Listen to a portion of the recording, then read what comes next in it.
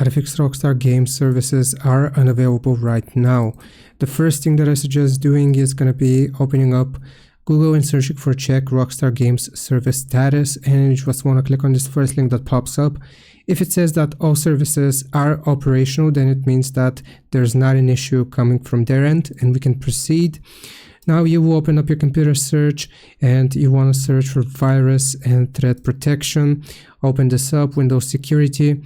Now you will click on virus and threat protection settings, and here make sure you turn off real-time protection, but only do it while you play your Rockstar game.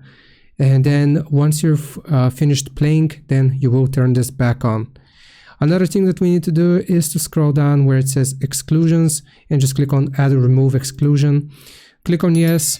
Now you will select add an exclusion folder, and you want to go to your C drive, program files, click on any folder, type R so you find Rockstar Games, and you will just select the folder, and that should no longer give you the issue.